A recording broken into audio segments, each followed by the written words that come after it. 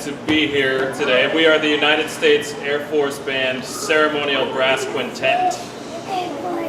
That is a very long and complicated name, so let's talk about what that means. We're in the United States Air Force. Can I have someone raise their hand and give me a guess of what a job might be in the Air Force? What does somebody do in the Air Force? You down here. A song. A song is an Air Force song. We do have a song. Maybe Air Force, does that make you think of airplanes and pilots?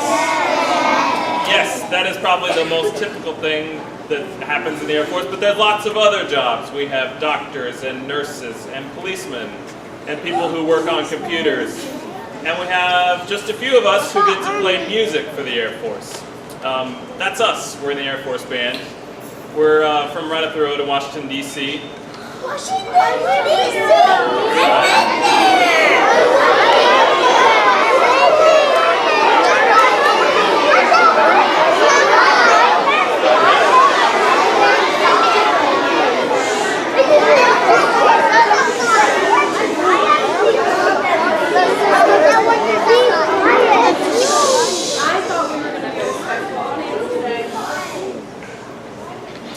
Thank you, and you're right, it's a really important place where lots of special things happen, like people come to visit the president, the Prime Minister of Japan comes to visit, and then they have a ceremony at the White House. That's the type of thing we do. We play military ceremonies.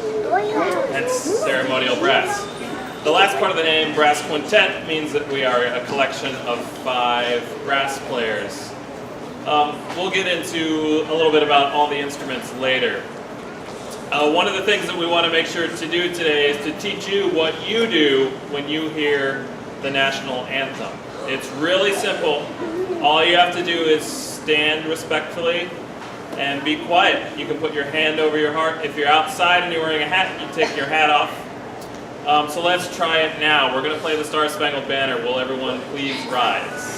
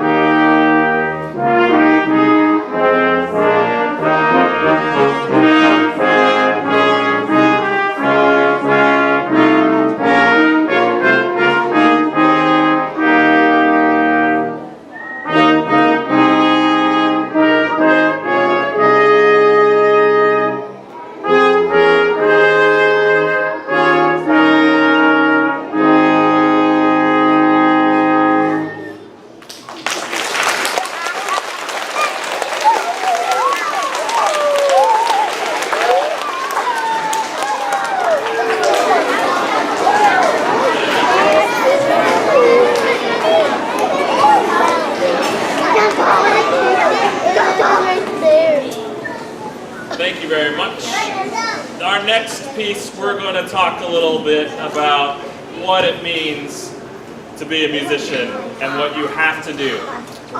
You have to listen to one another, you have to cooperate, and you have to take turns. Let's hear the beginning of our next piece when we don't do that. Here's everybody just playing whatever they want to.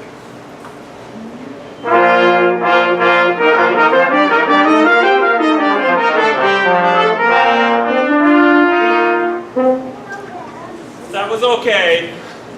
Let's hear what it sounds like when we cooperate and we take turns and we wait and we listen to one another. Let's try that.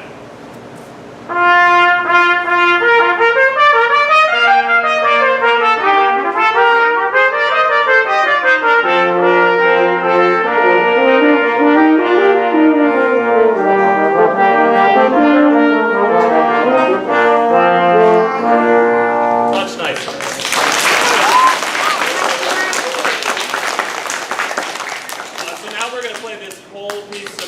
For you. This is by an Italian composer named Giovanni Gabrieli. This piece is almost 500 years old. 500! It was written to be played in a giant cathedral in Venice. So let's all imagine ourselves very far away in a giant cathedral as we hear this very, very old music.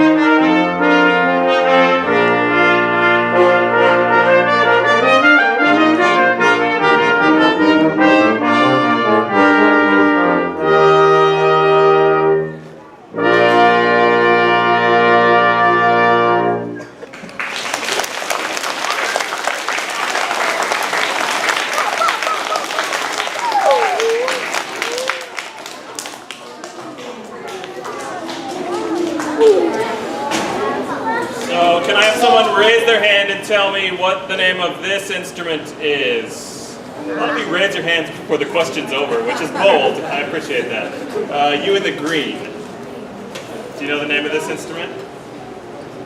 Tuba is the right answer. Nicely done. So we talked about how we're all members of the brass family, and so these instruments have some things in common. We have a mouthpiece, which we buzz our lips into, and then we do that into the instrument, and it makes the sound. Tuba's job in an ensemble is to play the bass line and to keep everybody together. I want you to listen in the next piece to the bass line for this.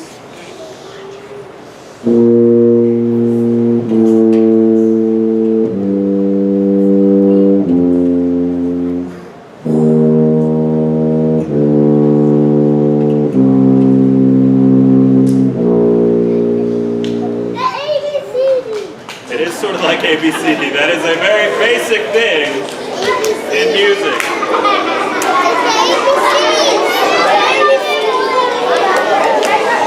Let's keep going here.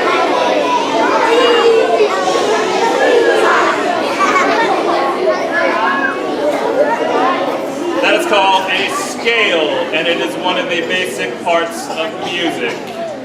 Okay, the next piece has a very challenging thing that we're going to learn together, and that's how do you know when to clap.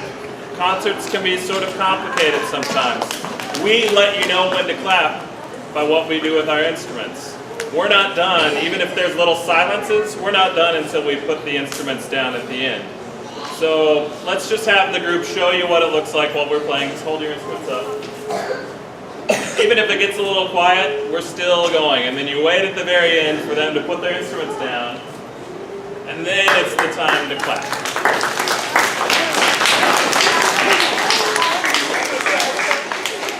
All right, so here we go with the next piece. Remember, don't clap until the very end when we put the instruments down.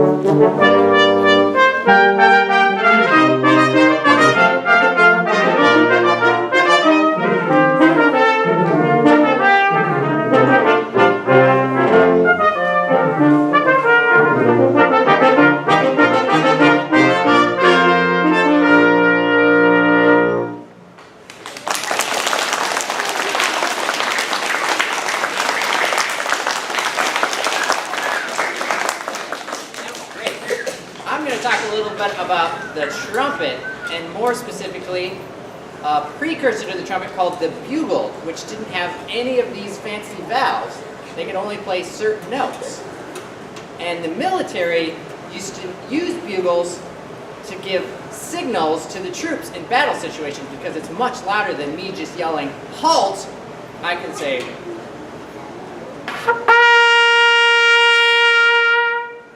and there's one bugle call that you may still recognize today. Let's see if you know this one.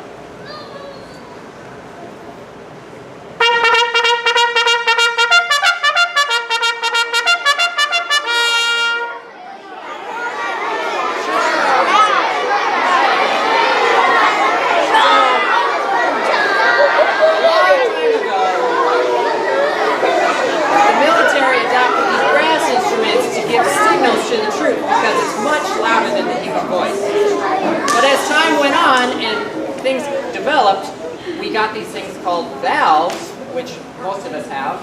Aaron will talk about, he doesn't have one later. And now we can play chromatic scales. Just played a scale with his valves, and now we're going to use a piece that uses all of these valves and the same instrument, and it's the Mozart Alleluia. So watch, Nathan is going to play all these fast notes with his valves.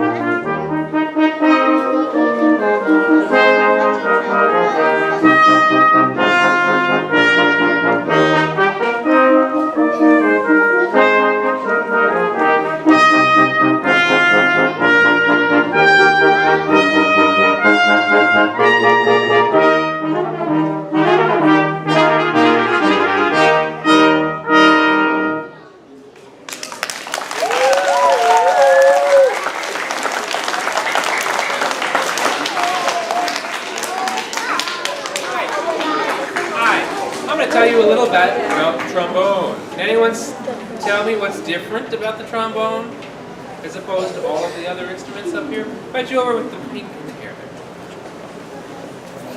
Can't hear, you gotta talk loud. Right, because I moved the slide. She's exactly right. I'm the only, they all have slides, but they're like tuning slides, right? Everybody has little slides they can make little adjustments to. If their instrument's out of tune, they can push those in and out. But I use this big slide to play all of my notes.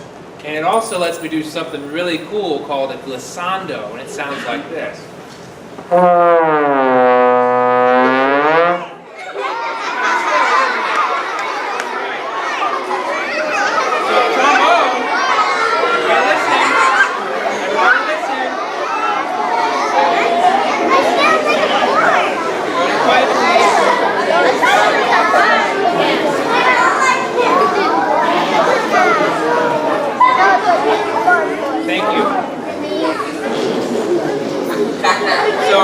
trombone fits right above the tuba. The tuba plays the lowest notes, and the trumpets play the highest notes. The trombone plays the notes in the middle, kind of like my voice, right?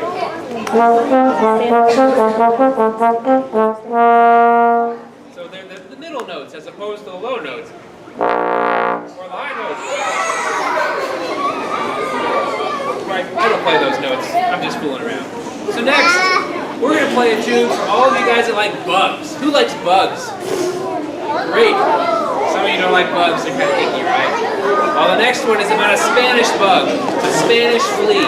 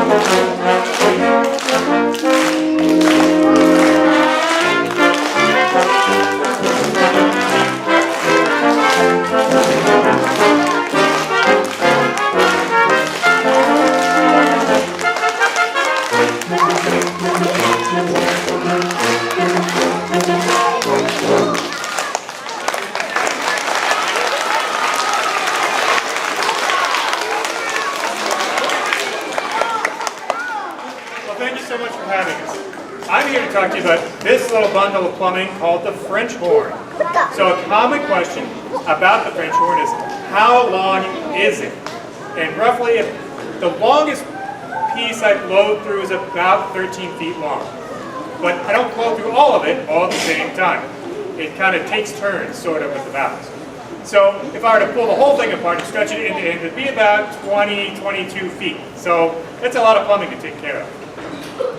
Another unique feature of my particular instrument, the French horn, is the fact that it both belongs to the brass family, because it has a mouthpiece, as Jess, our tuba player, referenced earlier, but it also belongs to the woodwind family. We work equally well in both brass ensembles, or brass groups of instruments, and woodwind ensembles, or woodwind groups of instruments, like the flute, and the clarinet, and the oboe, and all the instruments that are not here today.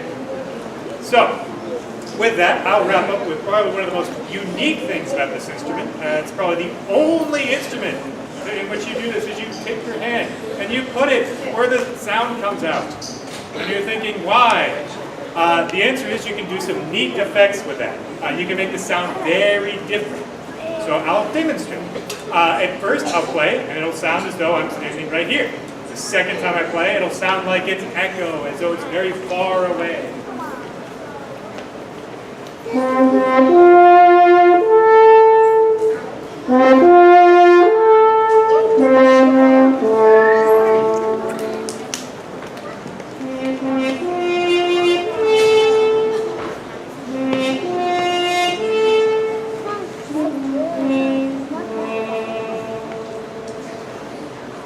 And I did that merely by taking my hand and plugging up the end of the instrument. That simple. So if you're interested in the French horn, feel free to pick it up when you're in junior high. All right, so our next tune follows up with a feature for my particular instrument. You will hear me featured prominently in the middle of the tune, unless I don't make it. So with that, we have the Klaxon March.